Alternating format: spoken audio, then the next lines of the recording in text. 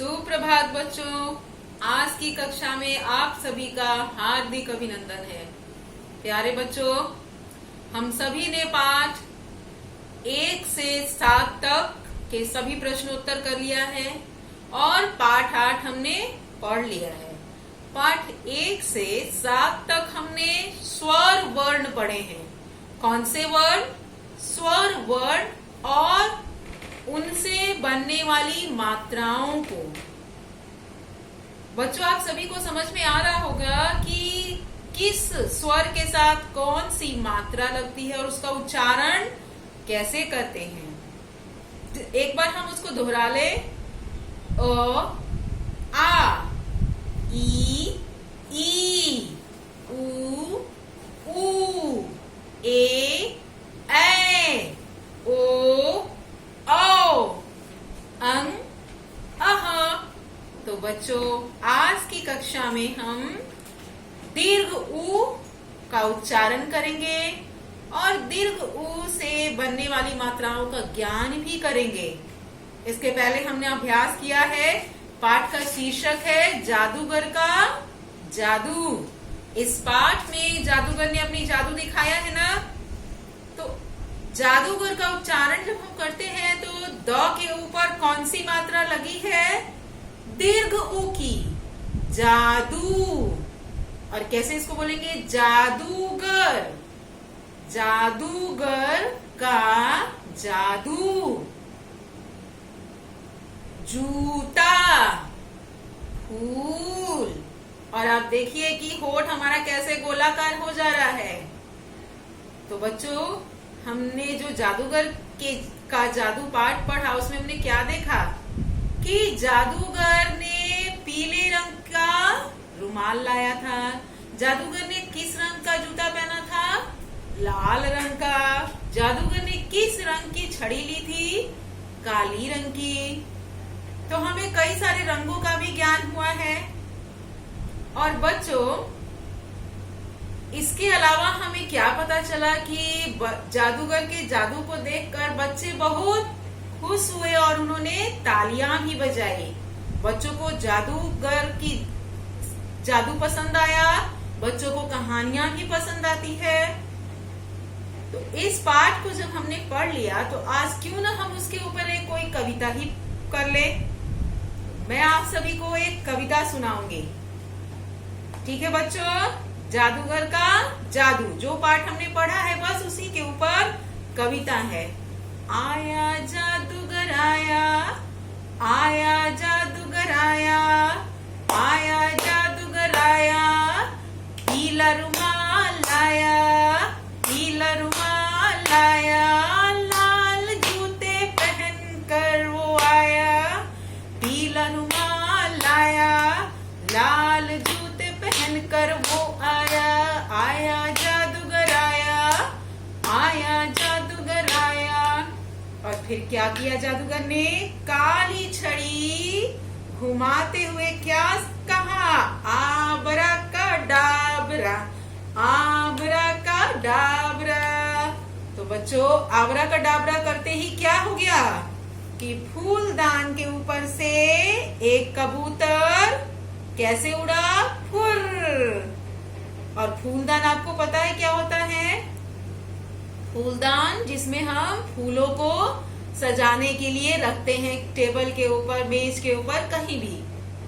और उसी फूलदान के ऊपर जब जादूगर ने अपनी जादू की छड़ी से ऐसे घुमाया और कहा आबरा का डाबरा, आबरा का डाबरा, तो एक कबूतर उस फूलदान से निकलकर उड़ गया। फुर्र। अब कबूतर के उड़ने के बाद क्या हुआ कि एक चूहा किस तरफ कूदकर भागा? बाईं तरफ। और फिर जादूगर ने क्या कहा? आबरा का डाबरा, आबरा का डाबरा, चींची करता भागा चूहा, चींची करता भागा चूहा। और जैसे ही चूहा भाग गया तो बच्चों ने क्या किया? बच्चों ने बजाई तालियां, बच्चों ने बजाई तालियां, हंसते बच्चे चहकते बच्चे, हंसते बच्चे चहकते बच्चे, आया जादूगर आया जादूगर आया, उसने कमाल दिखाया और क्या कहा, आबरा का डाबरा, आबरा का डाबरा।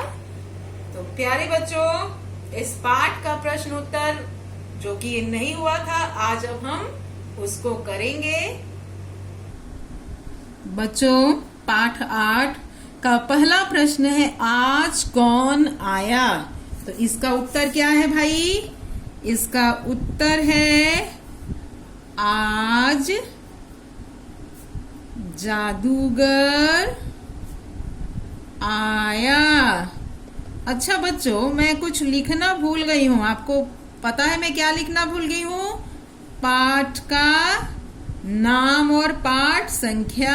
पाठ संख्या 8, पाठ का नाम क्या है? जादूगर का जादू। और आप लोगों को मैंने बताया भी है ना कि हमको ऐसे लिखना चाहिए, और आज का दिनांक लिखना चाहिए। आज का दिनांक क्या है? आज है 12 जून 2020।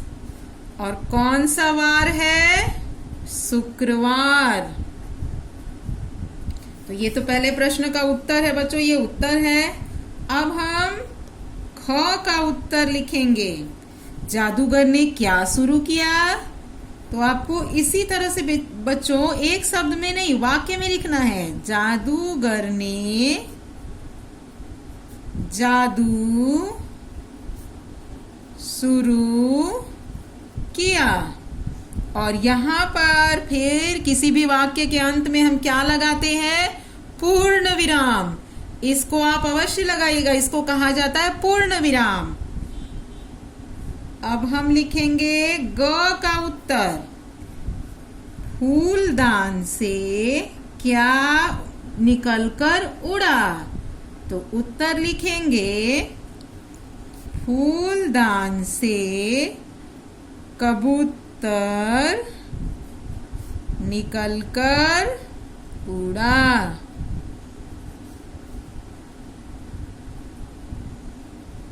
ठीक है बच्चों। अच्छा, इस चिन्ह का नाम आपको मालूम है ये क्या है?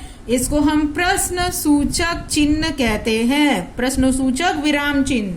और ये है पूर्ण विराम। याद रखिएगा, ये जो आप खड़ी पाई देख रहे हैं ना, इसी को हम पूर्ण विराम कहते हैं। इसके बाद है घ। पीले रुमाल से कौन कूदा था भाई? याद है आपको? पीले रुमाल से चूहा कूदा। पीले रुमाल से चूहा कूदा, पूर्ण विराम। और अंग। जादूगर ने क्या बोलकर जादू दिखाया था? जादूगर ने आबरा का डाबरा। और बच्चों देखिए मैं इसको कैसे लिखूंगी। यहाँ पर आप एक ऊपर में इस तरह से चिन्ह दे दीजिएगा। इसको हम एक और उदाहरण करते हैं। जादूगर ने आबरा का डाबरा बोलकर जादू दिखाया।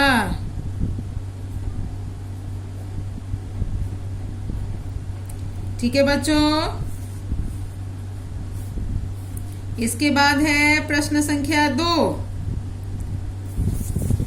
पाठ के आधार पर सही शब्द चुनकर वाक्य पूरे कीजिए। वह लाल कमीज पहनकर आया था कि जूता? वह लाल जूता पहनकर आया। निकल कर उड़ा, सही शब्द क्या होगा? कबूतर निकल कर उड़ा। चूहा कूद कर बाईं तरफ भागा। और बच्चों में आप सबको और दिखाना चाहूंगी, देखिए ई के ऊपर एक बिंदु है। ठीक है बच्चों, यह अनुस्वार है और इसका उच्चारण कैसे करेंगे? बाई, बाई नहीं बाई। और यहाँ भी नीचे देखिए एक बिंदु आपको दिख रहा होगा, ध्यान से देखिए, तरफ में फ के नीचे है, इसको हम नुक्ता कहते हैं, नुक्ता, याद रखिएगा, ठीक है। चूहा कूदकर बाईं तरफ भागा, पूर्ण विराम, कमाल का जादू दिखाकर चला गया, और इसको भी कहते हैं पूर्ण विराम। और बच्चों ये जो शब्द आप देख रहे हैं ना, यहां से यहां तक, इसको हम कहते हैं हिंदी में कोष्ठक, इसको कहा जाता है कोष्ठक, याद रखिए, पूर्ण विराम कोष्ठक। प्रश्न संख्या 3, पाठ में आए दीर्घ उ मात्रा के शब्दों पर घेरा लगाइए। तो बच्चों आपको मैंने इसके पहले वाली कक्षा में बता दिया है ना कि कौन सा हर्स्व उ होता है, कि र में हर्स्व उ लगाएंगे तो कैसे लिखा जाएगा, दीर्घ उ लगाएंगे तो कैसे लिखा। बच्चों आपको याद है ना कि हर्स्व उ दीर्घ उ को कैसे लगाते हैं, और र में उ का प्रयोग मैं बता चुकी हूँ। आपको दीर्घ उ ढूंढना है, और ये आप स्वयं कीजिएगा, याद कीजिएगा कि मैंने आपको कैसे वीडियो में समझाया था। अगर आप भूल रहे होंगे तो पहला वाला वीडियो देख लीजिएगा, आपको समझ में आ जाएगा। इतने सारे जो शब्द इसमें हर्स्व उ भी है, दीर्घ उ भी है, और देखिए र में भी उ है, र में भी उ है। अब आप याद कीजिए कि कौन सा हर्स्व उ है, कौन सा दीर्घ उ है। ये आपके लिए गृह कार्य है, ठीक है बच्चों। आपको छांट कर सुंदर सुंदर लिखना है। प्रश्न संख्या 4, अगर आप एक दिन के लिए जादूगर बन जाएं तो बताइए, आबरा का डाबरा कहकर आप किस किस चीज को बदल देंगे। बच्चों आप अपने से सोचिए कि आप क्या क्या चीजें जादू से बदलना चाहते हैं। बच्चों के पास बहुत ज्ञान होता है, वो बहुत चीजों को बदलना चाहते हैं। आप क्या बदलना चाहेंगे आबरा का डाबरा कह के, किन्हीं 5 चीजों का आप नाम लिखिएगा कि आप क्या बदलना चाहते हैं, ठीक है बच्चों। अब इसके बाद नीचे देखिए, उ मात्रा के और नए शब्द।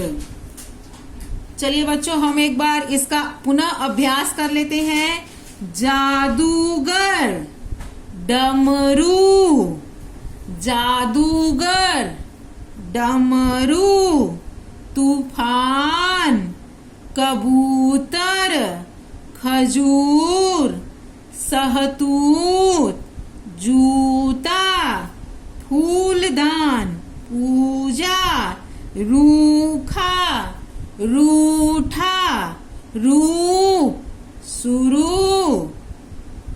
और बच्चों देखिए अभी मैंने आपको ऊपर में एक चिन्ह बताया था, नीचे इसको क्या मैंने इसका नाम बताया था, नुक्ता, ठीक है बच्चों, ये नुक्ता का चिन्ह है। एक बार हम इसको पुनः दोहरा लेते हैं। जादूगर, डमरू, तूफान, कबूतर, खजूर, सहतूत, जूता, फूलदान, पूजा, रूखा, रूठा, रूप, शुरू। तो प्यारे बच्चों आप समझ गए कि पाठ 8 में आपको क्या करना है। चलिए बच्चों आप सुंदर सुंदर अक्षर में लिखिएगा, और कई सुंदर सुंदर अक्षर में लिखने के बाद मैं कई बच्चों को यह भी बताना चाहती हूँ कि वे किसी भी तरह से अपनी उत्तर पुस्तिका में लिख देते हैं। आपको बार बार कहती हूँ कि सुंदर सुंदर लिखिए। देखिए पुस्तक में कितने सुंदर अक्षरों में लिखा गया है। आप जब भी अपनी उत्तर पुस्तिका में लिखें, सुंदर अक्षरों में लिखें, स्केल से लाइन खींच के लिखें, और क ख ग घ अंग इस तरह से देकर लिखिए। तो बच्चों आज की कक्षा के लिए इतना ही। धन्यवाद।